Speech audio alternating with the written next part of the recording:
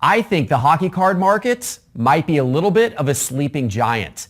And if you are interested in investing in hockey cards, then today's episode is for you. It's Modern Hockey Card Investing and Collecting 101. Sports card investors, and welcome to the final episode for now in our Sports Card Investor University series. And today it is Modern Hockey Card Investing and Collecting 101. Because today's episode, Modern Hockey Card Investing and Collecting, is an important one because I personally believe that hockey cards have a lot of investment potential right now. And you're going to learn some of the reasons why as we go through today's show. And before we get started, a couple of things you should do real quick. The first is, if you haven't yet, hit that subscribe button and hit that little bell icon so you can be notified of new shows like this we put out. If you already have, give us a little like, hit that like button. That helps as well. All right, guys, let's talk hockey cards. Now, overall, hockey lags behind other major sports in terms of popularity in the hobby. But it has a very strong and consistent collector base. I had the honor a few months ago of going up to Toronto and going to the Sport Card Expo, which is the largest card show in Canada. And the strength of the hockey collector base was on full display at that show. Many people who I met at that show had been collecting hockey cards for years and years and years. It has really a strong, passionate collector base. Of course, hockey is the number one sport in Canada, and it's popular in parts of America as well. Maybe not as popular as some of the other major sports, but there are definitely pockets where hockey has a lot of fans, particularly in the North. And that makes hockey card collecting and investing have kind of a unique geographic nature to it, where you see a lot more emphasis placed on hockey cards when you go to card shows or card shops in the northern part of the US and especially throughout Canada. As a result of that, players who play for teams in the northern US states as well as for Canadian cities typically have more following, more people chasing their cards. Now, what's interesting in hockey is you can draw some parallels in some ways to baseball. One of those ways is that goaltenders in hockey tend to be viewed relatively similarly to pitchers in baseball. And what that means is that there can be volatility. One bad season can really tank a goaltender's value in hockey, just like a pitcher in baseball can suddenly become irrelevant from a collecting or investing standpoint after a season. And sometimes you've got great goalies who are on bad teams, but those great goalies never get the love from the hobby that they should because they're stuck on a bad team. Just like how a pitcher in baseball on a bad team is not going to nearly get as much love on it as a player who's on an actual contender. Now, from a population count perspective, hockey has some of the lowest population counts of the major sports. This is one of the reasons why I think hockey cards could go up in value considerably because the pop counts are low. So what that means is that the graded population of cards, the numbers pale in comparison to that of the other major sports.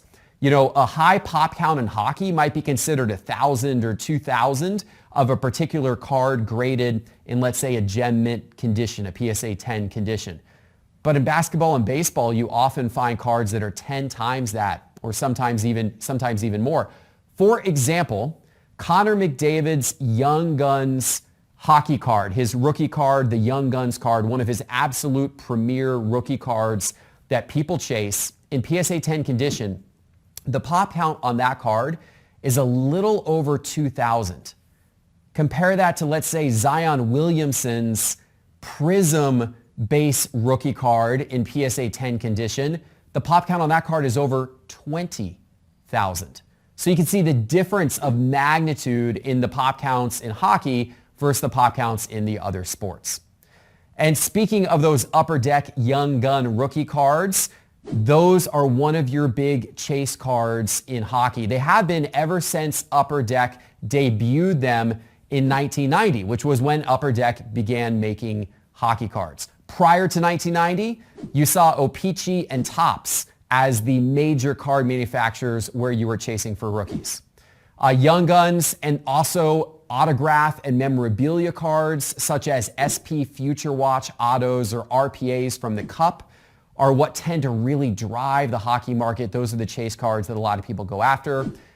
And of course, in addition to vintage cards as well. And we're going to talk about all that in more detail in just a couple of minutes. Now, Upper Deck recently extended their exclusive rights with the NHL. So Upper Deck is the only card manufacturer that is able to produce officially licensed hockey cards, meaning hockey cards that have the team logos on those hockey cards. Now, Upper Deck has a whole lot of different brands underneath the Upper Deck name that they come out with each year, a whole bunch of different sets.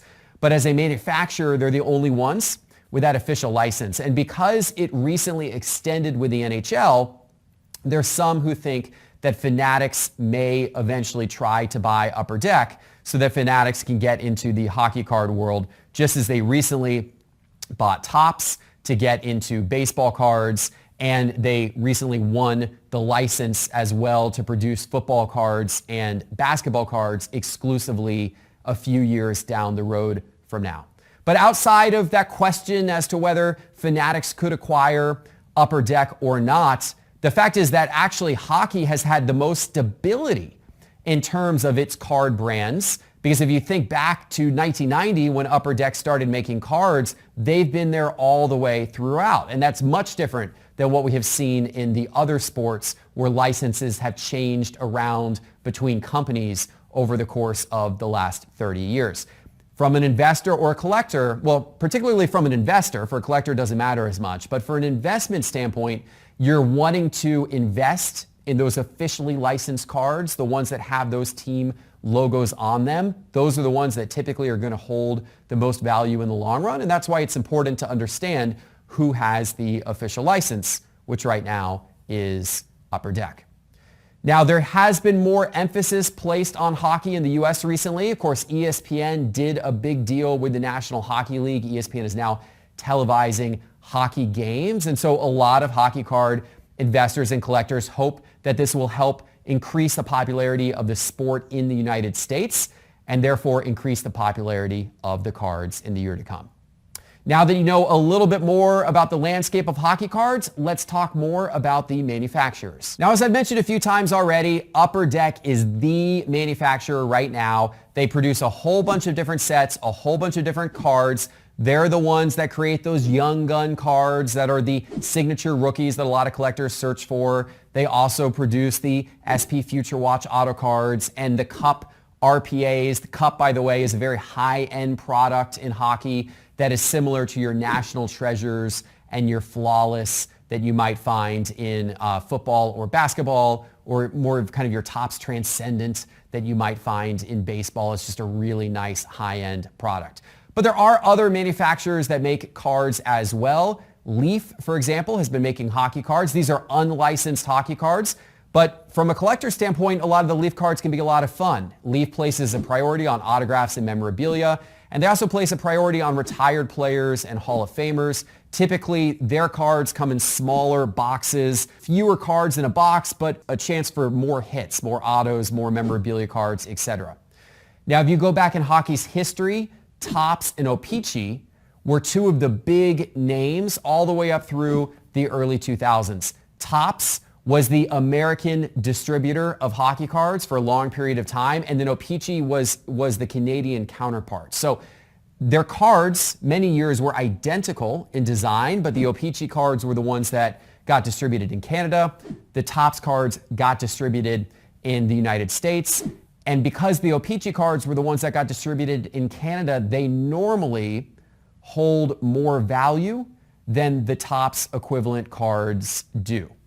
Now, because Topps and O-Pee-Chee produced cards for so many years, a lot of the great 1970s, 1980s stars like Gretzky and Lemieux, etc., those guys can be found in those sets. Now, O-Pee-Chee actually has had a comeback. O-Pee-Chee is now being produced by Upper Deck, so the brand name is back, but it's now one of Upper Deck's many sets that they create every single year. Panini, believe it or not, actually briefly made hockey cards for some time in the 2010s. There was a 2013 Prism hockey set that is actually still pretty popular today amongst collectors. And if you go back in time, you'll also find other popular brand names such as Donruss and Fleer and Pacific, Skybox, Score, and Pinnacle that actually all made hockey cards back in the 90s and in some cases the early 2000s as well. But let's look at what some of the key modern hockey sets are right now. So when we're talking modern hockey cards, the sets that you have to start with are Upper Deck Series 1 and 2. This is your basic Upper Deck release every single year, and it's a very important release because in Upper Deck Series 1 and 2, this is where you find those Young Guns cards of the rookies that so many people go after. There's also a variation of the Young Guns cards called Young Guns Canvas. They're less sought after, but they're highly valued because they're more rare. And then there's also clear-cut acetate short print cards, which are a big hit if you get a clear cut from Series 1 or from Series 2. I mentioned the Cup earlier. It's the high-end product, the equivalent of National Treasures or Flawless. And the Cup is where you're going to find the RPAs, the rookie patch autograph cards that are the biggest chases for any rookie player. And then finally, SP Authentic. This is where you're going to find the Future Watch autograph cards. These cards are numbered to 999. They are a little more expensive and a little more sought after than Young Guns typically because they're much harder to come by. And of course, they have the autograph on the card as well. And many people consider these Future Watch autographs to be one of the absolutely key rookie cards of any young hockey star. There's other popular products that Upper Deck makes as well. There's Upper Deck Ice. This is an acetate product. And a lot of people like the Ice Premiers. Those are sought after rookies. You can get their Ice Premier cards. That's one that people like to go after in Upper Deck Ice. Other brands such as Skybox Metal, Artifacts, Trilogy, and Black Diamond, people pay attention to those as well. Artifacts and Trilogy have an emphasis on autograph cards and memorabilia cards. Those are the big hits in those boxes. Metal, Skybox Metal, returned recently. It has big hits, including Jambalaya, and that's also where you can find precious metal gem cards, which have become big-time hits within the hockey card world again. And then you also have Black Diamond, which has short print and auto memorabilia cards. It's considered a high-end product as well. Other sets that collectors like to go after each year include Upper Deck Premier, Upper Deck Ultimate, Upper Deck Chronology, and Upper Deck Ingrained. All of these sets have a large overall emphasis on short print patch autos.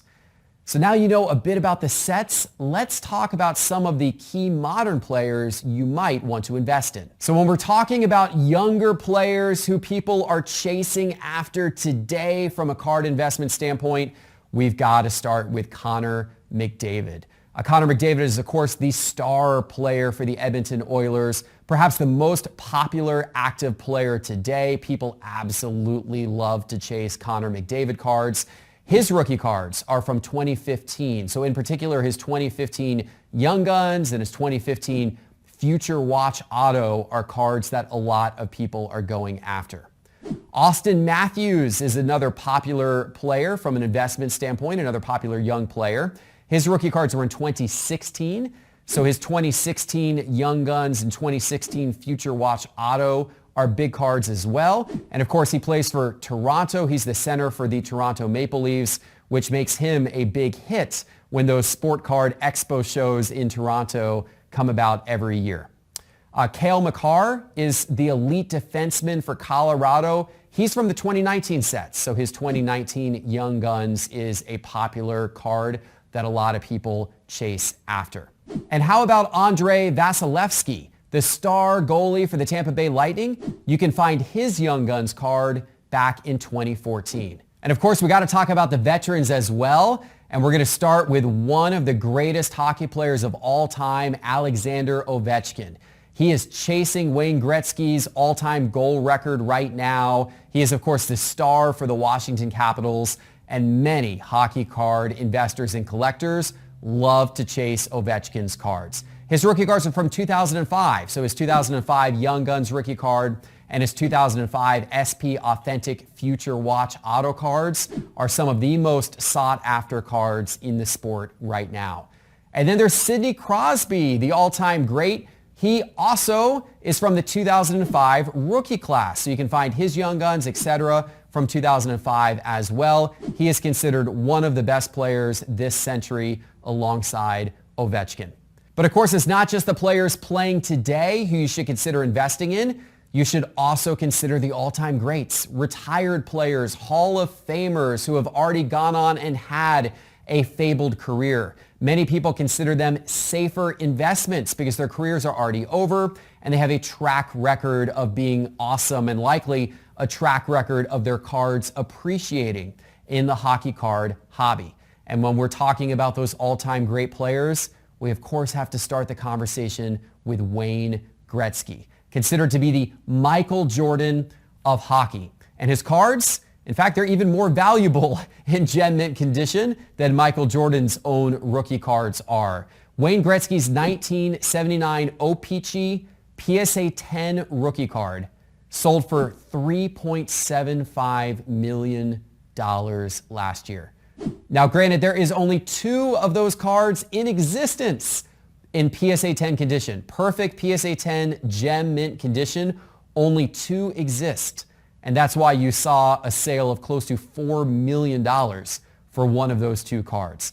And his 1979 Topps rookie cards are also sought after as well. They are not as valuable as the O-Pee-Chee rookie cards, but they're still very valuable. So a lot of people love his Topps rookie cards in addition to his O-Pee-Chee rookie cards from 1979.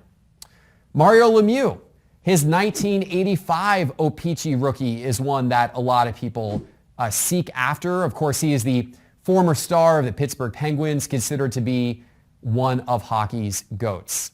Patrick Waugh, the 1986 rookie, O-Pee-Chee is where you can find his sought-after 1986 rookie card. The former star goalie for the Canadiens and the Avalanche, considered one of the greatest goalies of all time. So a lot of people love going after his cards.